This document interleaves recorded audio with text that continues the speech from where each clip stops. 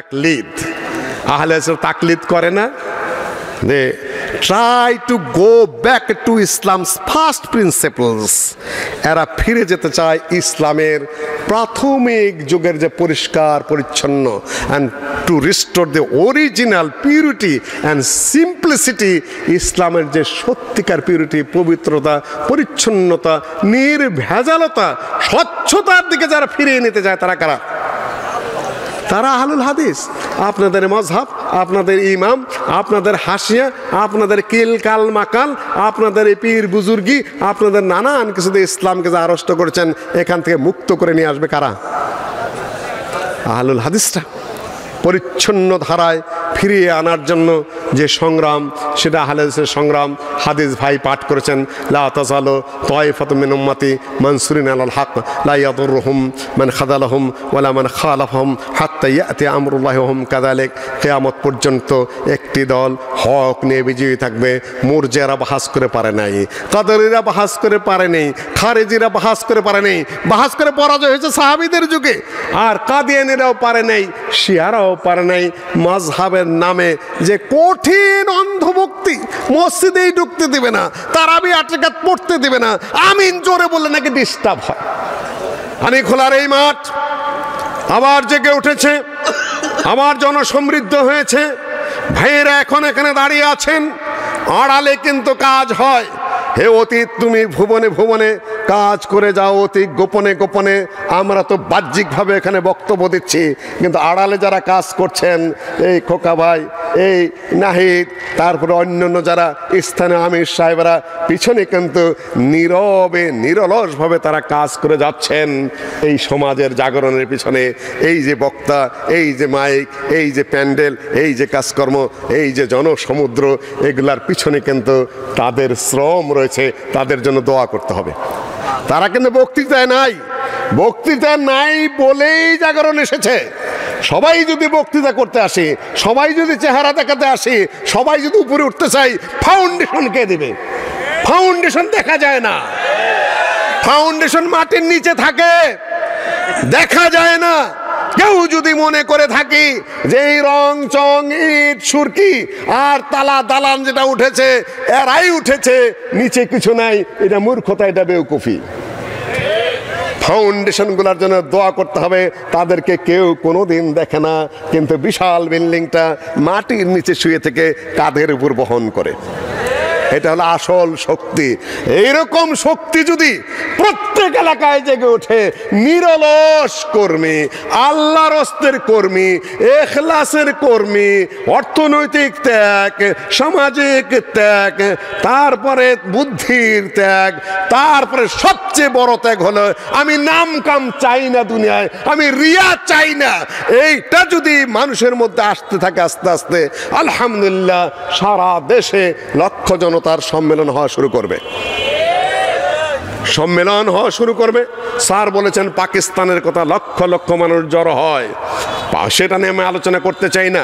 আমার সাথে ওনার সাথে এগুলো না মাঝে মধ্যে কথাবার্তা হয়, আমি শুনেছি অনেক কথা। আমাদের দেশের সমস্যা কোন জায়গায় হতে, ডক্টর সাহেব পজিটিভ আলোচনা করেছেন, স্যার আমার সাথে পজিটিভ আলোচনা করেছেন বহু বছর আগে, যেদিনে একসাথে মদিনা ইউনিভার্সিটির আহ্বানে আমরা ছাত্র প্রতিনিধি হয়ে যোগদান করেছিলাম। স্যার ছিলেন, আমি ছিলাম। আশ্চর্যের ব্যাপার, আমি আবার দুনিয়াদারি বুদ্ধি আমার কতটুকু তা আমি জানি না, টেকনিক্যাল বিষয় কিছুই বুঝি না। এয়ারপোর্টে যায় দেখা যায় মুসলিউদ্দিন পাসপোর্টটা দাও, নিয়ে যায়, উনি সিল চাপ্পর মেরে নিয়ে আসলেন। কখনো দেখা যায় যে উনি স্বয়ং আমার ব্রিফকেস টানতেছেন, আমি যে হলের তালা খুলতে, দরজা খুলতে পারি না, কাঠ কিভাবে ঢুকে দরজা খুলতে হবে, মুসলিমদের আমি খুলে দিচ্ছি, পট করে দরজাটা খুলে দিয়ে বললেন পাশের রুমে আছি, তোমার যে কোনো দরকার পড়ে আমাকে কিন্তু ডাক দেবে। আমি গোটা সফরে আমার বড় ভাই এই স্যারের কোনো খেদমত করার সুযোগ পাই নাই, যত খেদমত উনিই করেছেন আমার। আশ্চর্য হলেন, আশ্চর্য হলেন। তখন তিনি বলেছেন রাস্তায় পাকিস্তানের কথা, ইউথ ফোর্স কীভাবে সম্মেলন পরিচালনা করে, এবং ওনাদের কার মুখে শুনেছে আমি জানি না। পাকিস্তানে লক্ষ লক্ষ আহলেদের সম্মেলন হয়, সকল শাখা প্রশাখা যারা আছে সব জড়ো হয় সেখানে। সেখানে নাকি সরকারি বাহিনী লাগে না, সরকার কোনো তাদের ফোর্স সেখানে ব্যবহার করে না। পাকিস্তানে লাইসেন্সধারী এই ফ্যামিলি রয়েছে যাদেরকে অস্ত্রের লাইসেন্স দেওয়া হয়, তাদের কাছে অস্ত্রের লাইসেন্সে যুবকেরা, তার নাম হলো ইয়ুথ ফোর্স। ইয়ুথ ফোর্স নিজেরা নিজেদের লাইসেন্স ধারা অস্ত্র দিয়ে সারা সম্মেলন নিজেরাই পাহারা দেয়, সরকারি কোনো বাহিনী লাগে না। সেই ফোর্স একদিন আমাদের সৃষ্টি হতে হবে, সেইটার অবলম্বনেই ঘরের ছেলে ঘরে ফেরো। আর কোনো দল নয়, আর কোনো মত নয়, আর কোনো পার্টি নয়, আর কোনো চিন্তা নয়, আর কোনো চেতনা নয়। শেখ যেটা ডক্টর মুজাফর ইশারা দিয়েছে, ডক্টর শব্দের নাম ধরে বলেছেন, আমি নাম ধরে বলতে চাই না। এত টালা দেখে দেখে জাল ফেলানো যাবে না। হঠাৎ করে একজন উদয় হয়, আহলে হাদিস পাগল হয়ে যায়, তাকেই মনে করে মহান নেতা, তারপরে তাদের নেটে ছেড়ে দেওয়া শুরু করতে থাকে। তারপরে ওই সব সবাই দেখবেন যে ওই ইচড়ে পাকা নিরেট বোকা মিথ্যাবাদী ফালতু পোলাপানগুলা আহলে হাদিসের মঞ্চে নাচানাচি শুরু করে দেয়। What happened? আহলে হাদিসকে এত নির্বোধ, আহলে হাদিসকে এত জাহেল, আহলে হাদিসকে এত মূর্খ, আহলে হাদিসকে এলেমহীন যে বান্দর নাচাইতে হবে তাদের সবাই। ধীর হতে চেষ্টা করুন, বোঝার চেষ্টা করুন, চিন্তা করার চেষ্টা করুন। এই বান্দর নাচানোর প্রয়োজন নাই। কেননা সেখানে এই যে আজকে মুরব্বী বক্তৃতা করলেন, আপনারা বসে বসে শুনেছেন, এখানেই বরকত। 100 বছরের বুড়া, কথা বলতে পারেন না, যার আওয়াজে বোঝা যায় না, সেই হেফাজতে ইসলামের আমিরে কিচ্ছু বোঝা যায় না, তারা নিষ্ঠার সাথে মেনে চলে। আমি দেখেছি হাফেজি হুজুরকে, তার কথা বোঝা যায় না মাইকে। গোটা কওমি জগতের লক্ষ লক্ষ ছাত্র ওস্তাদরা চুপচাপ বসে থাকে সম্মানার্থে। আমি দেখেছি শেখ বিন বাজ রাহিমাহুল্লাহকে নিজে দেখেছি, কথার আওয়াজ বোঝা যায় না, থ্যাপ থ্যাপ দেব দেব করে হাজার হাজার ছাত্র সেখানে নীরবে বসে থাকে। আমি নিজে দেখেছি বাদশাহ ফাহাদ শেখ বিন বাজকে, হাজা ওয়ালিদুনা জামিয়া, ইনি আমাদের সৌদি আরবের সকলের পিতা, এটা আমি নিজে বলতে শুনেছি। আলেমের সম্মান আমি নিজে আমার সার্টিফিকেট বিতরণ অনুষ্ঠানে দেখেছি সৌদি আরবে। সেখানে ভাইস চ্যান্সেলর কথা বক্তব্য দেন, ছাত্ররা কেউ কেউ একটু একটু কথাবার্তা বলে। সেখানে রাজা ও আমিররা, তারপর রাজপুতেরা কথাবার্তা বলে, তারপরেও তারা কথাবার্তা বলেন। যখন আমার ডাইরেক্ট ওস্তাদ আল্লামা ওসাইমিন দাঁড়িয়ে গেলেন, পিন পতনবৎ নীরবতা, চুপচাপ, কারো কোনো কথা নেই, যা বলেন তাই শুনবে তারা। জিজ্ঞাসা করলাম আমার বন্ধু বান্ধবদের, ভাইস চ্যান্সেলর কথা বললেও তোমরা কথাবার্তা বলো, আমির ওমারেরা কথা বললেও তোমরা চুচারা করো, কিন্তু আল্লামা ওসাইমিন দাঁড়িয়ে গেলে তোমরা চুপ করে গেলে কারণ কি? ওরা যখন অবজ্ঞা করে কথা বলে তখন বলে খাল্লি রাজা বাদশা, তাদের পয়সা আছে, তারা আসে, আমরা ভয় করি বা মেনে চলি। শুধু ভাইস চ্যান্সেলর তার চাকরি করে, কিন্তু আমরা সম্মান করে আলেমদেরকে। তিনি যদি বড় আলেম হন, নীরবে নিস্তব্ধে আমরা তাকে সম্মান করি চুপচাপ, এটা আমাদের নিয়ম। তোমরা মনে করো না যে আমরা নির্বোধ, তা নই, আমরা সব বুঝেই কাজ করি। চুচারা টুটারা কখন করতে করি, কিন্তু শেখ ওসাইমিন যদি দাঁড়িয়ে যায়, শেখ বিন বাজের যদি উপস্থিত হয়, লক্ষ জনতা চুপ, একাই চুপ, অটোমেটিক চুপ। সেই মানসিকতা আমাদের মধ্যেও সৃষ্টি করতে হবে। সিনিয়র আলেম, বয়স্ক আলেম, এই আমরা বক্তৃতা নাচানাচিকে এত প্রাধান্য দেওয়া শুরু করেছি। হ্যাঁ, ভালো বক্তার প্রয়োজন আছে, বক্তৃতা দিবেন, আলহামদুলিল্লাহ, সেটা ভালো কথা। বয়স্ক আলেম ডক্টর মুজাফফরকে আমি বারবার বলেছি, আমি তো বলি যে আমি ষড়যন্ত্র করি, কিছু কিছু স্যার মাঝে মধ্যে বলেন, হ্যাঁ এই ষড়যন্ত্রের হতাও আমি কিছুটা হলেও। মুরব্বী আলেমদেরকে বসাবা, তুমি তোমার মাদ্রাসায় হলেও, বড় সম্মেলন হলেও, খুতবার প্রয়োজন হলেও, বড় আলেম মুরব্বী যারা আছে, যাদেরকে স্টেজে বসানো সম্ভব, সর্বোচ্চ সম্মান দিয়ে তাদেরকে তুমি চেয়ারে বসাবা। এটা আমার কথা হয়। আমি কখনো কুপরামর্শ দিই না, আমি কখনো ভুল পরামর্শ দিই না, আমি কখনো ষড়যন্ত্রের কথা বলি না। এখানে বারবার নাহিদ ভাইরা বলেছেন আমাকে, নাহিদ খোকা ভাই এরা বলেছেন, বহুদিন বলেছেন, ভাই আপনি একটু এই দায়িত্বটা নেন, আমাদের আমিন নাই, কতদিন যাবতের পরে আছে। আমি বললাম যে আমি আপনাদের আমিরের দায়িত্ব পালন করার আমার যোগ্যতা রাখি না, কেন আমার মধ্যে কিছু রাজনৈতিক চিন্তা আছে। আপনাদের এটা অরাজনৈতিক প্রতিষ্ঠান, এটা আরেকটু শান্তশিষ্ট প্রতিষ্ঠান, একটা তাবলিগি প্রতিষ্ঠান। এখানে আমি আমানতের খেয়ানত করতে পারবো না। আমি এখানে সত্যবাদী পরিষ্কার পরিচ্ছন্ন কথা, এখানে তাবলিগি নেতৃত্ব দিতে গেলে সেটা আমার কাজ নয়, আমি এখানে করব না। আমাকে ডক্টর আহমদুল্লাহ বারবার বলতেন একই গাড়িতে, ওই এর মুজাফরের সামনে, মসলিউদ্দিন ভাই আমি কি উপরে একটু আলোচনা করব, আপনি কি জমিয়তের ভাইস প্রেসিডেন্ট যদি বানায় রেখে আপনার সমস্যা আছে? আমি তো জানি এটা ওর ব্যক্তিগত কথা, সেখানে সিদ্ধান্তের প্রশ্ন আছে। তারপরে রসিকতা করে এই জবাব দিলাম তার সামনে গাড়ির মধ্যে, দেখো আহমদুল্লাহ ভাই, জমিয়তে আমার যা চিন্তা চেতনা সেখানে বর্তমানে আমার কোনো কাজ নাই, আর আমাকে দেও জমিয়ত কোনো লাভবান হতে পারবে না, কেন আমি আড়াল থেকে কিছু চিন্তা করি। আমি আমার ভাবনা যা সেটা নিয়ে আমি ব্যস্ত আছি। 10 জন হোক 5 জন হোক, আমি আমার ভাবেই চিন্তা করে চলেছি, আমি তাই বলে চলেছি। কোথাও গিয়ে আমি ইনভলভ হব বা কেউ আমাকে ইনভলভ করে তারাও লাভবান হবে না, আমিও কোনো কাজে লাগবো না। পরে বহুত আলাপ আলোচনার পরে যতটুকু বুঝতে পেরেছি ততটুকু, বাকিটুকু নাই বললাম। আলহামদুলিল্লাহ, আল্লাহ আমার এই ছোট ভাই ডক্টর মুজাফফরের নেতৃত্বে আহলে হাদিস তাবলিগ ইসলাম সবাইকে সম্মান দিয়ে শ্রদ্ধা দিয়ে শনৈ শনৈ গতিতে এগিয়ে নিয়ে যাক। বাংলাদেশ আহলে হাদিসের জাগরণ ঘটুক এবং সেখানে অবদান রাখুক, দেখেই আমি সুখী। আলহামদুলিল্লাহ, এই জন্য বলছি সবাই যদি ছাপায় যায়, নেতৃত্ব নিতে যায়, কাজ কোনোদিনও হবে না, ফাউন্ডেশন ছাড়া বিল্ডিং হবে না। আমরা মাটির নিচে পড়ে থাকতে চাই, আমাদের কাঁধের উপরে বিল্ডিং দাঁড়িয়ে যাক, সমাজের বিল্ডিং, জামাতের বিল্ডিং আগে যাক, আরো আগে যাক। কথার কথা সম্মানিত মুসলিমগণ, আহলুল হাদিস নিয়ে ভাই কথা বলেছেন, আমি আর কথা খুব বেশি বাড়াবো না। এর আগে অনেক বক্তব্য দিয়েছি আহলুল হাদিসকে এবং কারা, সে কথা উনি বলেছেন। আল্লাহর নবী বলেছেন লা তাজালু তাইফাতুম মিন উম্মতি, এটার অনুবাদ উনি করেছেন। আল্লাহর নবী বলেছেন খায়রুন নাসি কারনি সুম্মাল্লাযিনা ইয়ালুনহুম সুম্মাল্লাযিনা ইয়ালুনহুম, সহিহুল বুখারীতে বর্ণিত এই হাদিস। আল্লাহর নবী বলেছেন সবচেয়ে উত্তম যুগ হলো আমার যুগ, তারপরে তার পরবর্তী, তারপরে তার পরবর্তী আল্লাহর নবীর সাথের সাহাবী, তার পরবর্তী সাহাবী ওয়াল্লাযিনা তাবাউহুম বিইহসান রাদিয়াল্লাহু আনহুম, সেই সাহাবীগণকে যারা অত্যন্ত নীতি নৈতিকতার সাথে এবং পরিচ্ছন্ন কিতাব এবং সুন্নাহর আলোকে তাদেরকে সসম্মানে যারা আনুগত্য করেছেন নিখুঁতভাবে, সেই তাবিঈগণ, সকল তাবিঈ না কিন্তু তাবিঈনদের মধ্যে তাকদীর অস্বীকারী ছিল। এজিদও তাবিঈ, কিন্তু তারা গ্রহণযোগ্য তাবিঈ নয়। সম্মানিত উপস্থিতি, আহলে হাদিস তাহলে কারা? অনেকেই নারা বলতে চান আহলে হাদিস নামটা নাকি ইংরেজরা দিয়ে গেছে। আপনারা শুনেছেন কথা?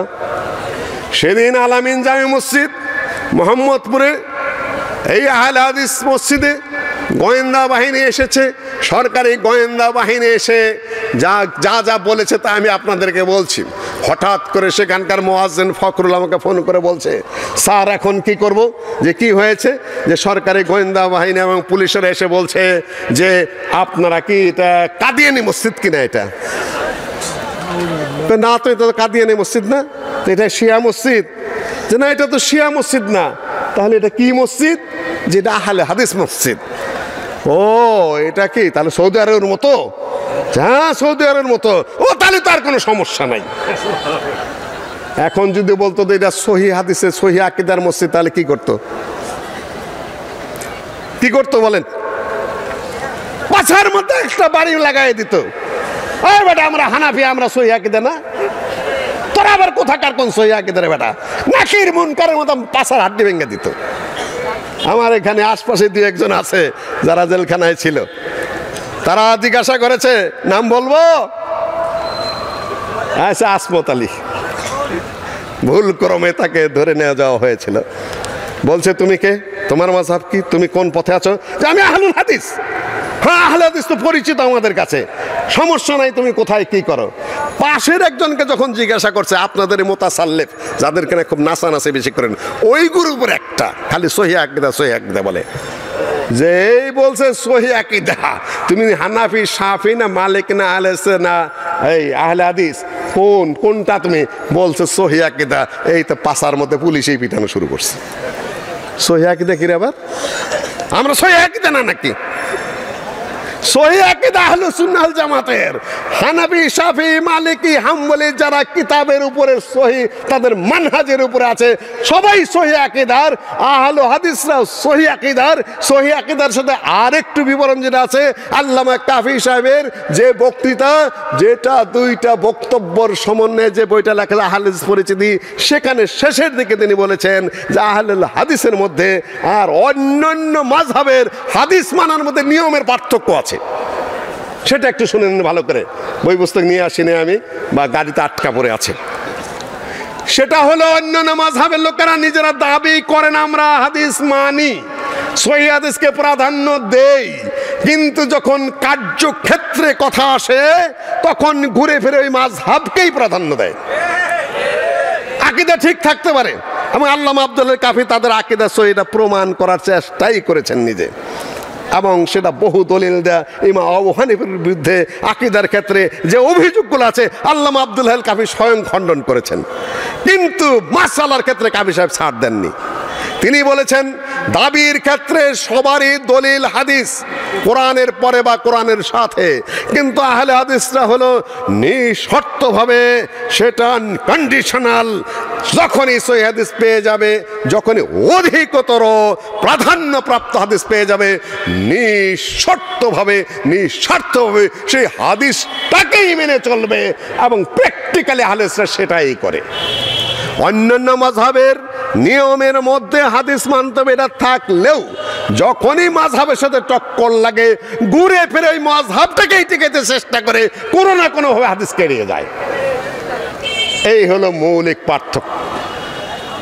তারা এসে বলছে আপনারা কাদিয়ানি কিনা, তাহলে কি করবেন? কেন কাদিয়ানি হলে কি করবেন?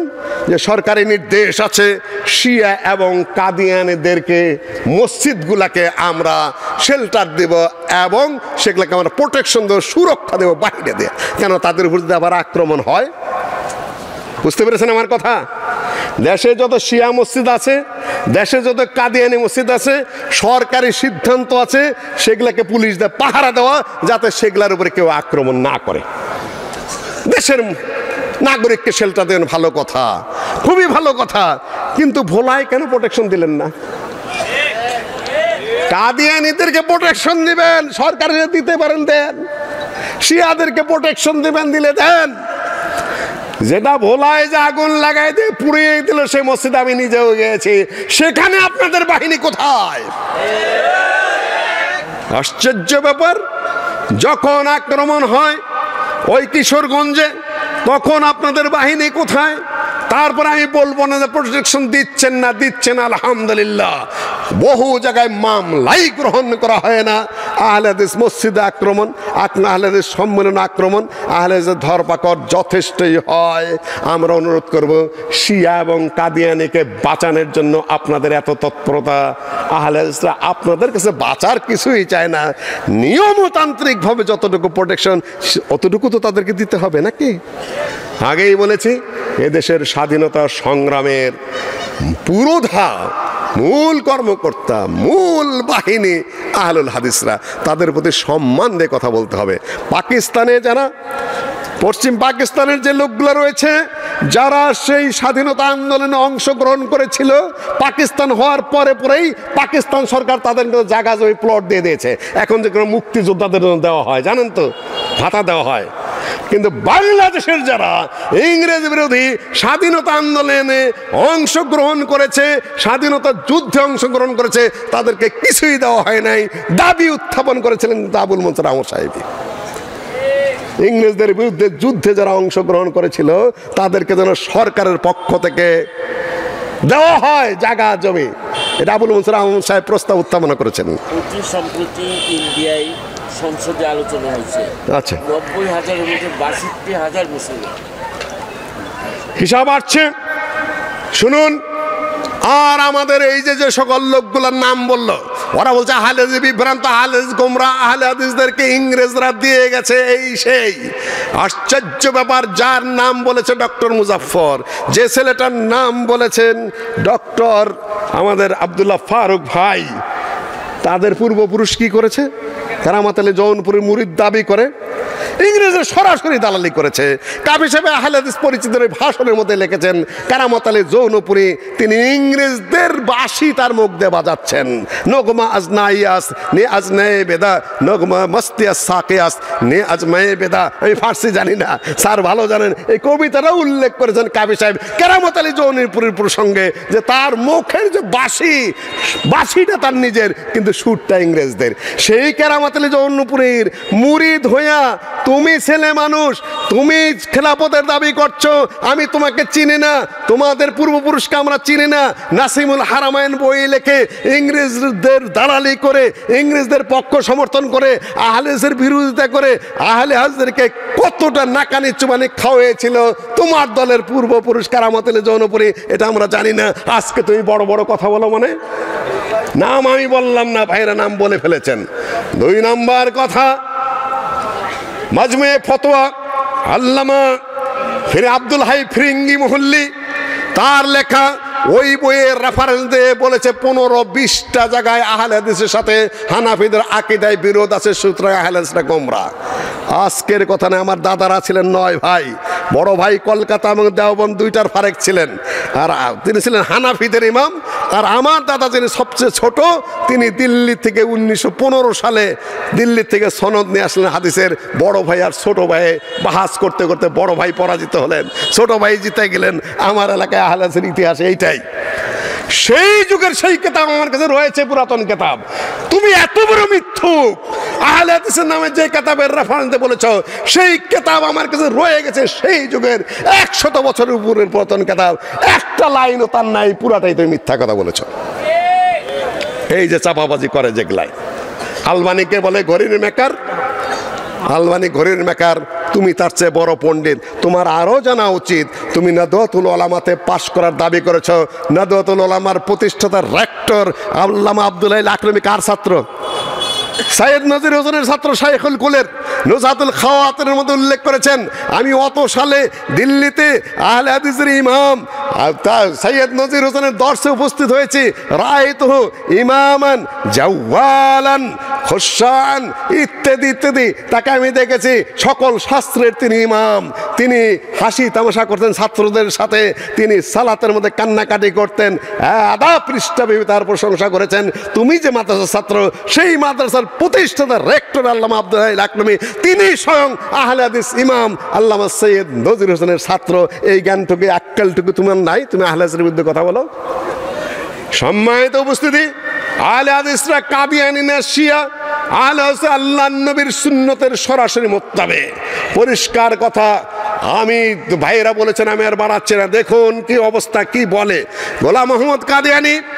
সর্বপ্রথম নিজেকে দাবি করল যে সে হলো নবী, তারপরে বলল না আমি হলাম মাসিহ মাউউদ। 2 মিনিটে আমি কাদিয়ানী প্রসঙ্গ, যেহেতু আমাদের আহলে হাদিস মসজিদ কাদিয়ানী কিনা এটা না প্রশ্ন উঠেছে, গোয়েন্দা বিভাগের ভাইদেরকে আমি দৃষ্টি আকর্ষণ করছি। গোলাম মোহাম্মদ দলিল প্রমাণ কি ব্যবহার করলো সেগুলো আমি বাদ দিচ্ছি, আজকে আমার হাতে সময় নেই, শর্টে বলে যাচ্ছি। কাদিয়ানী কে? কাদিয়ানী নিজে দাবি করেছে সে নবী। আহলে হাদিসরা নবী মুহাম্মদের পরে, সাল্লাল্লাহু আলাইহি সাল্লামের পরে আর কাউকে নবী বলে মানে। তারপরে বললো আচ্ছা আমি তো পুরা নবী না, আমি হলো উম্মতি নবী, উম্মতের মধ্যে আমি হলাম একজন প্রভাবান্বিত হওয়া নবী, গোলাম মোহাম্মদ কাদিয়ানী। তারপরে বলা শুরু করলো আপনার ওহী আসে কোথার থেকে? বলে যে আমি ঘুমের মধ্যে স্বপ্নে দেখলাম যে পুরুষে পুরুষে জেনা করলে যা হয় আল্লাহ স্বয়ং আমার সাথে ওই কাজ করছে। তারপর ওহীর জ্ঞান আসা শুরু হয়ে গেল। তারপরে আমি আর কিছু ভুলি নেই, আল্লাহর কাছে ওহী আসে আসমান থেকে, আর তার ওহীর জ্ঞান আসলো কোন দিক দিয়া। সম্মানিত উপস্থিতি, তারপরে এই দাবির উপর সে চলতে থাকলো, অটল থাকলো যে তুমি যে নবী তার দলিল কি? যে দলিল হলো কোরআনের মধ্যেই রয়েছে। ঈসা আলাইহিস সালাতু ওয়াস সালাম সুসংবাদ দিয়ে গেছেন যে মুসাদ্দিকান লিমা বাইনা ইয়াদাইয়া মিনাত তাওরাহ ওয়া মুবাশশিরাম বিরাসূলিন ইয়াতি মিন বাদিহি ইসমুহু আহমদ। আমার পরে একজন, ঈসা আলাইহিস সালাতু ওয়াস সালাম বলে গেছেন যে আমার পরে একজন নবী রাসূলের সুসংবাদ দিয়ে যাচ্ছে, তার নাম হলো আহমদ, আমার নামও আহমদ।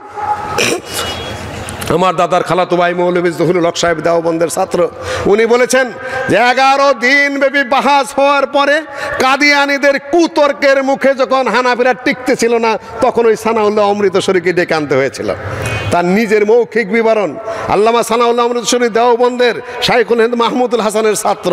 দেওবন্দের ফতোয়া অনুযায়ী, তৎকালীন ফতোয়া অনুযায়ী আহলে হাদিসের পিছনে হানাফিদের সালাত পড়া জায়েজ। এবং এই যে বড় ভাই বসে আছেন জমিয়ত আহলের সাবেক প্রেসিডেন্ট, ওনার ওস্তাদ, আমার ওস্তাদ, ঢাকা আলিয়া মাদ্রাসার যিনি হেড মুহাদ্দিস ছিলেন খতিব ওবায়দুল হক সাহেব, তিনি তার প্রসঙ্গে উনি বলেছেন যে যতবার আমাদের ওস্তাদ আমার বাসায় গেছেন ততদিন খতিব সাহেব, বাইতুল মুকাররমের খতিব ওবায়দুল হক সাহেব আমার সামনে ইমামতি করেন নাই, আমাকে দিয়ে ইমামতি করেছেন। জমিয়তে আহলে হাদিসের সাবেক প্রেসিডেন্টের পিছনে, তখন তিনি প্রেসিডেন্ট হন নাই, তার পিছনে যদি বাইতুল মুকাররমের খতিব ঢাকা আলিয়া মাদ্রাসার হেড মাওলানা যদি সালাত আদায় করলে যে তার জন্য জায়েজ হয়, বাংলাদেশে এমন কোন হানাফি আছে যার সালাত আহলে হাদিসের পিছনে হবে না? কোনো কারণে মাওলানা মহিউদ্দিন খানের বাসায় আমরা গিয়েছি, আমি গেছি, হাফেজ আব্দুস সামাদ গেছি, বিশেষ করে ডক্টর গালেব সাহেব যখন জেলে, তখন কোনোদিনও মহিউদ্দিন খান সাহেব আমাদের সামনে ইমামতি করেননি। তোমরা মেহমান মানুষ, তোমরা যুবক মানুষ, তোমরা ইমামতি করবে। তার পত্রিকা হলো মাসিক মদিনা, হানাফিদের পক্ষে মাসালা কঠিনভাবে দেওয়া আছে। মাওলানা মহিউদ্দিন খান সাহেবের সালাত যদি আমার পিছনে বা হাফেজ আব্দুস সামাদের পিছনে জায়েজ হয়, এই বাংলাদেশে এমন কোন হানাফি আছে যার সালাত আহলে হাদিসের পিছনে হবে না? হিংসার বাণী ছড়াচ্ছেন আর আপনারা বলছেন আহলে হাদিসরা কাদিয়ানী। বাহাস শুরু হয়ে গেল। আমার কাছে 60টি রেকর্ড আছে বাহাসের। সানাউল্লাহ অমৃতসরীর সিরাতে সানাইয়ের মধ্যে, তার মধ্যে 20টাই হলো কাদিয়ানীর বিরুদ্ধে। সানাউল্লাহ অমৃতসরী সাহেব বাহাসের মধ্যে বাহাস শুরু হয়ে গেল। বাহাসের মধ্যে জিজ্ঞাসা করছেন যে আপনি যে নবী তার প্রমাণ কি? বলে যে আমার নাম আহমদ, আর যিনি আসবেন পরবর্তী তার নামও আহমদ। দেখুন তারা দলিল দিয়েছে, কাদিয়ানীদের তাফসিরের মধ্যেও বলেছে যে হাদিস এসেছে ইসমু আহমদ। বুখারী শরীফের হাদিসে এসেছে কিতাবুল মানাকিবে আনা মুহাম্মদ, আনা আহমদ, আনাল মাহি, আনাল হাশির, আনাল আকিব ইত্যাদি 5টি নামের বিবরণ এসেছে। তর্জমার সময় নেই, সব নাম বাদ দিয়ে শুধু আহমদের উল্লেখ করে সহিহ বুখারীর দলিলও দিয়েছেন। বলছে আমার নাম আহমদ, সুতরাং আমি সেই নবী। সানাউল্লাহ অমৃতসরী বলছেন যে তোমার নাম তো আহমদ না, গোলাম আহমদ। উনি বলছেন যে গোলাম বাদ দাও, তাহলে কি থাকে? যে খালি আহমদ থাকে। যে তাহলে আমার নাম কি? যে আমার নাম সানাউল্লাহ। যে সানাউল্লাহর সানা বাদ দাও, তাহলে কি থাকে? কি থাকে? এখন যদি আমি বলি আমি আল্লাহ হয়ে বলতেছি, তোমাকে আমি নবুয়ত দেই নেই, তাহলে কি করবা? বেওকুফ হয়ে গেল এই বেটা। 1907 সালের কথা। তখন এই সানাউল্লাহ অমৃতসরীর সাথে বাহাসে বানামে জানাব মৌলভী সানাউল্লাহ অমৃতসরী সালামুন আলা মান ইত্তাবাল হুদা, আসসালামু আলাইকুম বলে নেই। কেন? সানাউল্লাহ অমৃত সাহেবকে, সানাউল্লাহ অমৃতসরী সাহেব অল ইন্ডিয়া আহলে হাদিস কনফারেন্সের প্রতিষ্ঠাতা সেক্রেটারি জেনারেল। আজকে যে আমরা চিনি কাকে? আমরা চিনি ডক্টর জাকির নায়েককে। ডক্টর জাকির নায়েক ভারতে প্রথম ব্যক্তিত্ব নন, তার আগে চলে গেছেন সানাউল্লাহ অমৃতসরী। খ্রিস্টানদের সাথে, ইংরেজদের সাথে, আরিয়াদের সাথে, হিন্দুদের সাথে, কোরআনীদের সাথে, ন্যাচারালিস্টদের সাথে, সকলের সাথে একদম বাহাসে সবাইকে পরাজিত করেছেন সানাউল্লাহ অমৃতসরী। সানাউল্লাহ অমৃতসরীর পথ দেখেছেন আহমদ দিদার, তারপরে কিছুটা একটা সাইড মাত্র এই যে ডক্টর জাকির নায়েক সেগুলো সব সংগ্রহ করে তার ভাষায় তিনি উপস্থাপন করেছেন। কাজেই ডক্টর জাকির নায়েক প্রথম মহানায়ক নয়, এগুলো আমাদের বুঝতে হবে, জানতে হবে। মহানায়ক হলেন অল ইন্ডিয়া আহলে হাদিসের কনফারেন্সের প্রতিষ্ঠাতা সেক্রেটারি জেনারেল আল্লামা সানাউল্লাহ অমৃতসরী। এটা আমাদের মনে রাখতে হবে। চ্যালেঞ্জ ছুড়ে দিল। সিরাতে সানায়ের মধ্যে উল্লেখ রয়েছে যে দীর্ঘদিন যাবৎ আপনি আপনার পত্রিকা আহলে হাদিসে এবং আপনার বক্তৃতায় বাহাস মোনাজারায় আমাকে ফাসেক, কাদ্দাব, মুফসিদ ইত্যাদি বলে বলে আপনি মুঝকো বহুত দুঃখ দেয়া হয়, বহুত কষ্ট দিয়েছেন। শেষ পর্যন্ত আমি আপনার সাথে মোবাহেলা করছি, দুইজনের মধ্যে যে হকপন্থী সে যেন বেঁচে থাকে, আর যে বাতিলপন্থী সে যেন আল্লাহর গজবে মারা যায়। সানাউল্লাহ অমৃতসরী সাহেব সেই চ্যালেঞ্জ গ্রহণ করলেন। 1907 সালের ঘটনা। তারপরে কিছুদিন পরেই তারিখ এখন 1908 সালের সম্ভবত মে মাসে লাহোরে তার এক ছাত্র ডাক্তার মির্জা ইয়াকুবের বাসায় কলেরা হয়ে পায়খানা করতে করতে গোলাম মোহাম্মদ কাদিয়ানী নাপাক অবস্থায় মারা গেল। আর হানাফি ভাইরা এখন বলে আহলে হাদিসরা কাদিয়ানী। কাদিয়ানী মূল্য কারাতে শিয়ার বিরুদ্ধে অগণিত অসংখ্য বাহাস। সানাউল্লাহ অমৃতসরী সাহেবের, আল্লামা এহসান ইলাহি জহির পাকিস্তানের আহলে হাদিস বিরাট নেতা, শিয়া ওয়াল আহলুল বাইত, শিয়া ওয়াস সুন্নাহ, শিয়া ওয়াল কোরআন, শিয়ার উপরে কতগুলা বই পুস্তক রয়েছে। এখন এই দেশের লোকেরা বলে কিছু কিছু হানাফি এবং সরকারকেও বুঝিয়েছে যে এরা হলো শিয়া। শেষ পর্যন্ত লাহোর না কোথায় কনফারেন্স হয়েছিল, সামনে বিশাল কনফারেন্স। আল্লামা এহসান ইলাহি জহির, তার ছোট ভাই ডক্টর ফজলে ইলাহি, সৌদি আরব আমার থিসিসের গাইড ছিলেন, স্যার জানেন সব কিছু, মুসকি মুসকি হাসতে। তাদের ভাষা, তাদের বক্তব্য, তাদের বাক্য, হিসাব কিতাব সব কিছু মাপা থাকতে হবে। মাঝখান থেকে কোন পোলাপানে কি বললো না বললো, ওইটাই যদি আপনার আদর্শ হয়, নো মাঠে মারা যাবেন। এই দেশের মানুষ ছেলেপেলেরা কিছু অস্ত্র ধরেছিল না? অস্ত্র হাতে নিয়েছিল কিনা? 64 জেলায় বোমা মেরেছিল কিনা? পরামর্শ কে দিয়েছিলেন? সম্ভবত জমিয়ত আহলে প্রেসিডেন্ট তখন স্যার নিজে, যখন এই দেশে 64 জেলায় বোমাবাজি হয়েছে, তখন এই দেশের সবচেয়ে বৃহত্তর আহলে হাদিস জামাতের প্রেসিডেন্ট কে ছিলেন? সম্ভবত বাস্তবেই ওনার মুখ দিয়ে আমি শুনতে চাচ্ছি সম্ভবত কয়া উনি ছিলেন প্রেসিডেন্ট। আহলে হাদিস ছেলেরা যদি বোমাবাজি করে এবং সেটা যে বৈধ হয়, তার নির্দেশ কোথার থেকে আসবে? জবাব কি? তার কোথার থেকে? ওখান থেকে আসতে হবে। উনি নির্দেশ দিয়েছিলেন? স্যারকে বলে আপনি নির্দেশ দিয়েছিলেন কিনা? আমি খুব মনে আছে পরিষ্কার, 11টার সময় আমাকে ঢাকা থেকে টেলিফোন করছেন এনএসআই এর লোকেরা যে আপনি কি এই খবর রাখেন? আমি শুনলাম। আপনি কি মনে করেন? তুমি এটা সাউন্ডে বলে দিও। আচ্ছা, তো তুমি আপনি কি মনে করেন? আপনার কি মন্তব্য? আচ্ছা ঠিক আছে, স্যারই তখন প্রেসিডেন্ট ছিলেন। হুম, আচ্ছা, আপনার কি মন্তব্য? আচ্ছা ঠিক আছে, আমি বল দিচ্ছি। কিছু বলির পাঠা করেছে, আচ্ছা বেড়েছিল। আচ্ছা দেন একটু ধৈর্য ধরতে হবে আপনাদের, কিছু জিনিস আমি ক্লিয়ার করে দিয়ে যাই। গোয়েন্দা বিভাগের লোক অত খুচরা কাজ করলে হবে না, যেখান সেখান থেকে কথা জায়গা থেকে আসতে হবে। গোয়েন্দা বিভাগের পক্ষ থেকে আমাকে জানতে চাইলেন ওই দিন যেদিন 64 জেলায় একসাথে বোমা পাঠানো হয়েছিল, তো আমাকে বললো যে আপনি কি বাংলাদেশ জমিয়ত আহলে হাদিসের সভাপতি? হ্যাঁ। আপনি কি খবর রাখেন যে আজকে এরকম হয়েছে? হ্যাঁ, আমি খবর শুনেছি। আপনি কোথায় অবস্থান করছেন? রাজশাহীতে। কেন? আপনি জমিয়ত আহলে হাদিস ঢাকার সভাপতি না? হ্যাঁ, আমি আমার কর্মস্থল তো রাজশাহীতে, আমি তো রাজশাহী ইউনিভার্সিটির প্রফেসর। ও আচ্ছা, তো আপনার কি মূল্যায়ন, আপনি কিভাবে দেখেন এই ঘটনাটা? তাই বললাম যে কিছু মানে নিরীহ মাদ্রাসার ছাত্রকে কেউ খেলিয়েছে, হয়তোবা কেউ খেলিয়েছে, কেন খেলিয়েছে বলে আপনি মনে করেন? আমি বললাম যে আমি তো মোটামুটি লোক, আমি আওয়ামী লীগ এবং বিএনপি এদের মধ্যে থেকে এই কামড়াকামড়িটা এইটাকে জয় করা যায়, ব্লেম গেম যেটাকে বলে, এটাই কিছু করেছে, কিন্তু কাজে লেগেছে ওই নিচের দিকে মাদ্রাসা অবুধ ছেলে না, যারা হয়তো কিছু ব্যবস্থা করেছে কিন্তু অর্থ বুঝিনি, তাদেরকে দিয়ে এই কাজটা করা হচ্ছে। ধন্যবাদ। কিন্তু করালো কারা? আজকাল যদি ডক্টর প্রফেসর শামসুল আলম সাহেবের নির্দেশ নেই, আসাদুল্লাহ গালেব সাহেবের নির্দেশ নেই, সালামি সাহেবের নির্দেশ নেই। মুসলিউদ্দিন তো তখন সাধারণ মানুষ, এখনো সাধারণ, অসাধারণ কখনো না। তার পিছন থেকে একটু ষড়যন্ত্র করে বলে সারদের ধারণা, মুজাফরের ধারণা, কিন্তু ষড়যন্ত্র ধ্বংসের নয়, গঠনের। তাহলে নির্দেশ দিল কে? ওরা কারা? কি লেখাপড়া, কি বোধ শক্তি, কি প্রজ্ঞা আছে, জাতীয় এবং আন্তর্জাতিক পর্যায়ে তাদের কি জ্ঞান আছে, কি বুদ্ধি আছে? লাফালাফি করো না, বারবার বলছে আমাদের ভাইরা বন্ধুরা।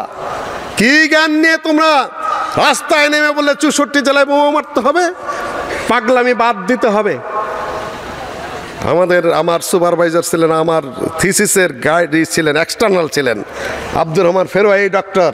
বলতেন খেজুর ঘন ঘন, এ দাড়ি ধূপ সে থোড়া ही पक्का है ना मुस्लिउद्दीन साहब, এ দাড়ি ধূপ সে থোড়া ही पक्का है ना। এই দাড়ি কিন্তু আমার রৌদ্রে পাকা নাই, বয়সে পাকছে, অভিজ্ঞতায় পাকছে। এই দাড়িগুলো যে পাকছে, জ্ঞানে পাকে নাই, বুদ্ধিতে পাকে নাই, বিদ্যায় পাকে নাই। তোমরা কয়েকজন পোলাপানে যাতা বলে যাবে, যাতা করে যাবে, নো। দেখেন কি সমস্যাগুলো হয়ে গেল গোটা জাতির উপর। কাজেই সুশৃঙ্খল পদ্ধতিতে আমাদের ফিরে আসতে হবে। জায়গায় জায়গায় যারা যারা যে নামে যায় সাইনবোর্ডে আছে না কেন, কাছাকাছি আসার চিন্তা ভাবনা আমাদের করতে হবে, এবং বিক্ষিপ্ত এবং বিচ্ছিন্ন বক্তব্য এবং কথাবার্তা আমাদের বন্ধও করতে হবে, আমাদের শোনাও কম শুনতে হবে। ভাই এক্সেলের নাম দূর থেকে বলেছেন, দাজ্জালের নামে কোনো গবেষণা আছে কিনা, দাজ্জালের নামে কোনো ডিপার্টমেন্ট আছে কিনা, দাজ্জালের নামে কোনো ফ্যাকাল্টি আছে কিনা। আবার আমি বলি হ্যাঁ, দাজ্জালের নামে এখন জামিয়া দাজ্জালিয়া খুলে দাও, একটা দাজ্জালের ইউনিভার্সিটি। ফাউল কথার তো একটা সীমা থাকা চাই। দাজ্জাল যখন আসবে এমনিতেই দেখা যাবে। বাচ্চা যখন জন্মগ্রহণ করবে তখন উনি সেই কাউ কাউ করা শুরু করে দেবে, ওয়া ওয়া শুরু করে দেবে। তোমার দাজ্জাল খুঁজা বাই করতে হবে নাকি? মেহেদিন নাকি জ্বর আইছে, মাহাদিন নাকি বিয়া করবে, মাহাদিন নাকি দাড়ি গজাছে, মাহাদিন নাকি এখন হাসপাতালে আছে, কয়দিন পরে বাইর হয়ে এই দেশকে একেবারে একাকার করে দেবে। বাদ মাহাদিকে সমর্থন দেওয়ার জন্য তোমরা প্রস্তুত হয়ে যাও। পাগল হয়ে গেল এক শ্রেণী, বেউকুফের মতো, আহাম্মকের মতো। কেউ কেউ তো ভাইয়েরা অ্যারেস্ট হওয়া পছন্দ করি নাই, ছেড়ে দিন এটাই দাবি করব। ব্রেনে কিছু সমস্যা হয়েছে বলে আমার মনে হয় আজকে দাজ্জাল আসতেছে, কালকে মেহেদি আইতেছে, স্বপ্নে করোনা দেখা গেছে, তারপরে কিয়ামত কত তারিখে আইতেছে, দিন তারিখ নির্ধারণ, তারপরে করোনার চিকিৎসা নেওয়া যাবে না, তাহলে নারী নাকি পুরুষ হবে, পুরুষ নাকি নারী হবে। তারপরে খবর আসলো যে যদি বি পজিটিভ হয় রক্ত, তাহলে তার দিন ধর্ম ইমানদারি ভালো থাকে। 70% হিন্দুর রক্ত বি পজিটিভ। গবেষক ওইগুলাই ছড়ানো হচ্ছে। ইউ আর নট আহলে হাদিস। সৌদি আরব আহলে হাদিসরা এত বাজে কথা, ফাউল কথা বলে না। আহলে হাদিস কি? আল্লাহ নবীর যুগ থেকে এই পর্যন্ত মাযহাব আগে না আহলে হাদিস আগে? কোনটা আগে? ভাই বলেছেন কিছু কথা, আমি আর সেখানে বলতে চাই না। ভারতের এক বক্তার বক্তব্য আমার খুব ভালো লেগেছে। ছেলেটার নাম জালাল নাম বোধ হয়, রাহুল তাকায় আছে আমার দিকে, পাকিস্তানের বোধ হয় দেওবন্দের ফারেক বেলা দাবি করে। ওর বক্তব্যটা আমার বেশ ভালো লেগেছে। ছোট মানুষ, ও कहते हैं कि अहले हदीस कौन है? ये तो है हनफी, ये है शफी, ये है मालिकी। बैग बड़ा कुरान और हदीस के समंदर है, यहाँ से 4 नहरें निकले हुए हैं। एक है हनफी नहर, एक है शाफी नहर, एक है मालिकी नहर, एक है हम्बली नहर। तो अहले हदीस कहाँ? उन्हें बोलें जे समंदर से तुम निकले हुए हो ना, वही अहले हदीस है। वही समंदर का नाम अहले हदीस है। কেন হাদিসের সমুদ্র থেকে তোমার বেরিয়ে এসেছিলে, রাস্তায় এসে কোনোটা বাঁকা হয়ে গেছো, কোনোটা মলমূত্র পড়ে গেছে, কোনোটা চর পড়ে গেছে মজাবে, স্বচ্ছ সুন্দর সেই হাদিস থেকে ফিরে যেতে পারো নাই। ওই সমুদ্রটা আহলে হাদিস। আহলে হাদিস আগে না মাযহাব আগে? আহলুল হাদিস আগে, মাযহাব হলো পরে। মাযহাবি উসুল যেগুলা সৃষ্টি হয়েছে সেগুলা না আমি আর আপনাদের সামনে কথা বলতে চাই না। এই দেশে আহলে হাদিস ভাইরা বলেছেন সব কিছু, আমি আর বলতে চাই না। আহলে হাদিস নাকি ইংরেজরা নাম দিয়েছে। ইংরেজের বিরুদ্ধে যুদ্ধ করলো কে? আহলে হাদিসরা শিয়া, শিয়াকে গারদ করে আহলে হাদিস, আহলে হাদিসরা শিয়া। কাদিয়ানিকে পায়খানায় পুরা মারার জন্য মোবাহেলা করেন আহলে হাদিসরা, সেই আহলে হাদিসকে বলা হচ্ছে কাদিয়ানি। আবার সেই আহলে হাদিসের যুদ্ধে অপারক হয়ে অতিষ্ঠ হয়ে এই ধানি খোলার যোদ্ধারাও সেখানে ছিলেন। তার শেষ যোদ্ধা হলেন আশিকুল্লাহ গাজী সাহেব। তারও ইতিহাস রয়ে গেছে বিস্তারিত। জামালপুরের জসিমউদ্দিন সাহেব 1950 সালে ফিরে আসলেন সেই আফগানিস্তান থেকে, সেটা আরাফাতে বিস্তারিত বিবরণ এসেছিল। আমি আমার আরবি থিসিসেও সেটা লিখেছি। আব্দুর রহমান বিএবিটি তখন সেক্রেটারি জেনারেল, শেষ মুজাহিদ আন্দোলনের শেষ ইয়াদগার, এটা ছিল হেডলাইন আরাফাতে আমার। সেটাতে আমি সৌদি আরব থিসিসে ওইভাবে লিখে দিয়ে এসেছি। আল্লামা আব্দুল্লাহ আল কাফি সাহেবের জীবনী লিখে দিয়ে এসেছি যে মুজাহিদদের যুদ্ধে অতিষ্ঠ হয়ে ইংরেজরা দেশ হতে বাধ্য হলো, সেই ইংরেজরা আহলে হাদিস নাম দিল। হ্যাঁ, তবে একটা কথা এইটুকু, আহলে হাদিসদেরকে ওহাবি ওহাবি বলে ধরে ধরে জেলে দিচ্ছিল, খুন করছিল, ফাঁসি দিচ্ছিল পাইকারি ভাবে। আশিকুল্লাহ গাজী সাহেব বালাকোটের যুদ্ধে তার এই উরুতে গুলি লেগেছিল, এটা লিখেছেন আবুল মনসুর আহমদ সাহেব। বালাকোট তার এখানে না, তিনি ল্যাংরায় ল্যাংরায় হাঁটতেন। তিনি আবুল মনসুর আহমদ সাহেবের একজন দাদার ভাই, সেই বিবরণও তিনি দিয়েছেন। থানায় হাজিরা দিতে হতো। এই উরাতে গুলি লেগেছিল, খাস বাংলা লিখেছেন, এখানে উরু লেখেন, উরাতে গুলি লেগেছিল, এইভাবে এই বাংলায় লিখেছেন তিনি। তাই থানায় হাজিরা দিতে হতো। আর তাদেরকে ইংরেজরা খাতির করলো, ইংরেজের বিরুদ্ধে যুদ্ধ করলো কে? হাউলাই আবাই ফাজিনি বিমিসলিহুম ইদা জামাতনা ইয়া জারিরুল মাজামিউ। তারাই আমাদের পিতৃপুরুষ, পূর্বপুরুষ। আমার কাছে রেকর্ড রয়েছে। কাফি সাহেব একটু বিক্ষিপ্তভাবে সেটা লিখেছেন, গালেব সাহেব কিছুটা লিখেছেন, আমি সেটা আরও সুন্দর করে গুছিয়ে লিখেছি, জমা করেছি। কোন জায়গাতে কে কে মুজাহিদ অংশগ্রহণ করেছেন, কয়জন শহীদ হয়েছেন, বাঙালি কয়জন, তাদের নাম কি কি, সেগুলো আমি আর একটু সহজ সরল প্রাঞ্জলভাবে আমি জড়ো করার চেষ্টা করেছি। আচ্ছা, সেটা পরে না কেউ। ওই যে ডক্টর আল ইখলাস পত্রিকায় আমার আর্টিকেল ছাপাইতেছে, 14 নম্বর আর্টিকেল বোধহয় চলছে। পাঠক কত জিজ্ঞাসা করলাম, 12,000। আর্টিকেল তো দিচ্ছি তোমাকে, পরে কেউ তখন চুপ করে থাকে। কয় যে আপনি তো একটা বিষয়ের মধ্যে আবর্তিত হচ্ছে না আজ থেকে প্রায় 1.5 যুগ। তুমি ঠিকই বলেছ যে আপনি কি এইটার মধ্যেই থাকবেন, কিন্তু হ্যাঁ আমি এইটার মধ্যেই থাকবো। কেউ পড়লে পড়লো, না পড়লে না পড়লো, বুঝলে বুঝলো, না বুঝলে না বুঝলো, আমার কাজ আমি করে মরে যাবো, তারপর যেমন তা হোক গা। তুমি আমাকে আমার পথ থেকে সরাতে পারবে না, আমি আমার কাজই করে যাব। তোমার পাঠক 12,000। আমার আর্টিকেলটা কয়জনে পরে বলো? তোমার শেষের পৃষ্ঠা থেকে পাঠক পড়া শুরু করে, কেন মাসালা মাসাইল জরুরি বিষয়, কিন্তু পড়া শুরু করবো ওইখান থেকে। তারপর দেখবে বিতর্কিত কোনটা আছে ওইটা পড়বে, তারপর অন্য আর্টিকেল পড়বে। ফার্স্ট তুমি আমার আর্টিকেল দিয়েছো, তোমার পাঠক, আমার পাঠক তুমি 1000 দাও দেখি। 1000 পাঠক যদি হয় তাহলে 500 জনে বোঝে কিনা এইটা তুমি আমাকে দাও।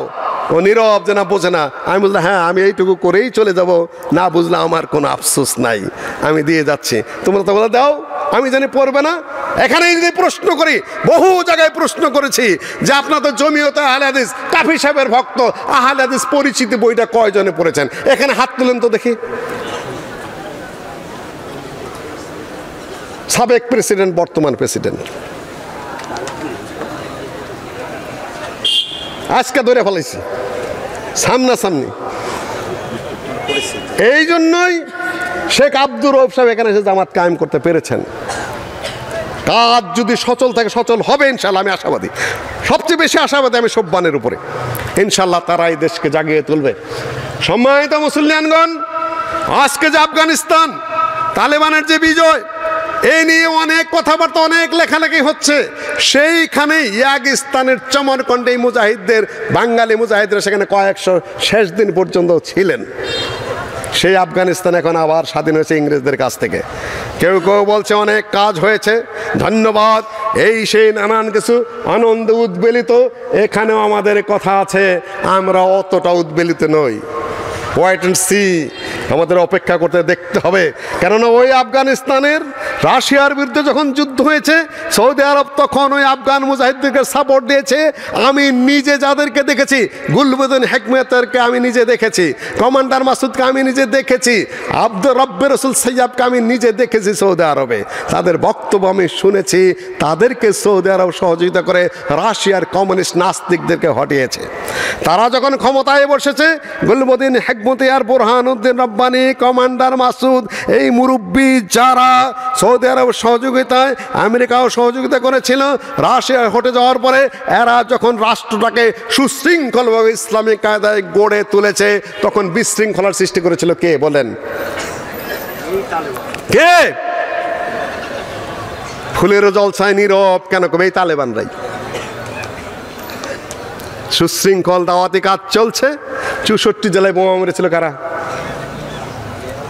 খুব ভালো করে মাথা ঠিক রেখে বুঝতে হবে। খারেজিও না, শিয়াও না, মোর্চাও না। আমরা আপনাদেরকে আরো বুঝতে হবে কাছাকাছি এসে বিভ্রান্তির সৃষ্টি কোথার থেকে হয়। আমরা তালেবান নই। অনেকেই জোশের সাথে বলে বাংলা হবে আফগান, আমরা হবে তালেবান। এই দেশ আমাদের রক্তে স্বাধীন, আমরা নতুন করে তালেবান হতে যাব কেন? আমরা আহলুল হাদিস। কিসের তালেবান? কোথাকার তালেবান? বাংলাদেশের তালেবানের কি? এদেশ আমাদের গড়া, এদেশ আমাদের ইতিহাস, এদেশে আমাদের দাওয়াতি কাজ, এদেশে কোরআন সুন্নাহর কাজ আমরা করে যাচ্ছি নিরলসভাবে, সাহসিকতার সাথে। এখানে কি কারণে তালেবান আসতে যাবে? প্রশ্নই উঠে না তালেবান আসার। তারপরে কি হলো? নাটক একটা সাজানো হলো বিন লাদেনকে দিয়ে। ওই পেন্টাগনের ওই তাদের টুইন টাওয়ারে হামলা হলো। আমেরিকার আকাশে একটা পাখি যদি উড়ে, তাদের পেন্টাগন সেটা দেখে না? একটা মশা যদি উড়ে, আমেরিকার দূরদর্শন যন্ত্র ক্যামেরা সেটা দেখে না? আরে ঢাকায় অ্যাক্সিডেন্ট হইলেই টাওয়ার থেকে দেখা যায়, এখন সিসি ক্যামেরায় সব ধরা পড়ে। আর আমেরিকার মতো দেশে বিন লাদেন বোমা মেরে দিল, আর আমেরিকা কিছুই ধরতে পারলো না। রে বিশ্বাসের কথা? ভুয়া কেস দাঁড় করালে আমার ধারণা অনুযায়ী বাস্তব নয়। আমেরিকার আকাশে কারে বোমা নিয়ে ওঠে, বিমান নিয়ে ওঠে, টুইন টাওয়ারে হামলা করবে, আর সেখানে তারা দেখবে না, ঠেকাইতে পারবে না। যখন ইরাক আক্রমণ হয়, সাদ্দামের সাথে যখন কুয়েতের যুদ্ধ, কুয়েতকে আক্রমণ করে বসে, সৌদি আরবের খাবজিতে যখন বোমা মারা শুরু হয়ে গেল, সাদ্দাম বেইমানি করেছিল। আমরা তখন রিয়াদে লেখাপড়া করি সৌদি আরবে। আমরা ইরাক থেকে যখন সাদ্দাম স্কার্ট ক্ষেপণাস্ত্র মেরে দিত, তখন এই দিক থেকে রিয়াদ থেকে মেরে দিত প্যাট্রিয়ট ক্ষেপণ যন্ত্র, আকাশে সেই বোমা ধ্বংস করে দিত। আমাদের দেখা ইউনিভার্সিটিতে বোমা পড়েছিল, আর সেই আমেরিকায় টুইন টাওয়ার ধ্বংস হয়, তারা দেখবে না? আপনি কি মনে করেছেন? সেইটাকে কেন্দ্র করে সেই মুরব্বীদেরকে হটিয়ে দিয়ে তালেবানকে বসানো হলো। তালেবানের কথা শোনে না। হঠাৎ করে তালেবান চলে গেছে। বছরের পর মিসিং চলছে কোথায়? কাতারে। বাইডেন বলছে আমরা অপেক্ষায় ছিলাম মাত্র একটা সুযোগের। সে ট্রাম্পের আমল থেকেই চলছে। হঠাৎ করে একটা পাগড়ির ঘুরানিতে আর ঢিলা পায়জামার লড়ানিতে আমেরিকা উঠে চলে গেল। বোকার মতো কথাবার্তা বলবেন না। বৈঠক যুগের পর যুগ চলছে। একটা সময় মতো বাইডেন সেগুলা জড়ায় না চলে গেছে, তারপরে এদের হাতে দিয়ে গেছে। এখন এরা সাইয়াফের বক্তব্য অনুযায়ী 6 বছর আগের বক্তৃতা, এ তালেবান না দাদে আগুশে ইসলাম, না দাদে আগুশে আফগানিস্তান। এরা আফগানি ভাষা, এরা ইসলামও বোঝে না আর আফগানিস্তানও বোঝে না। আমি তো দেখি না কোনো আলেম সেখানে আছে। কোথা থেকে পাশ করেছে জানা নাই। এখন যদি তারা সৌদি আরবের আল আজহারের বড় বড় আলেমদেরকে এনে যদি ইসলামিক স্টেট কি তা না বুঝে যদি দেশ চালানো শুরু করে, আলে হাদিসদেরকে কচুকাটা করবে সোজা, কোনো কথা নাই। প্রথম যে প্রদেশ স্বাধীন হয় কুনার প্রদেশ, জামিলুর রহমান তার নেতা ছিলেন, আলে হাদিস হওয়ার অপরাধে ওরাই যে তাকে হত্যা করেছে। সেদিন কি নাম ওনার? শেখের নাম কি? তাকি, হ্যাঁ, শেখ মোতাওয়াক্কেল, তাকে ধরে নিয়ে হত্যা করা হয়েছে। আহলে হাদিস মসজিদগুলো খুলতে দেবে না বলে শুনেছি। আলোচনা শুরু হয়েছে। কেউ কেউ তো আগেই প্রশংসা করে ফেলেছেন, সূরা ভিত্তিক হচ্ছে। আমি খুবই খুশি। আহলে হাদিস একজন সূরা ভিত্তিক আহলে হাদিসকে হত্যা করবে, সূরা করে আহলে হাদিসকে জেলে দিবে, সূরা করে আহলে হাদিসের মসজিদ বন্ধ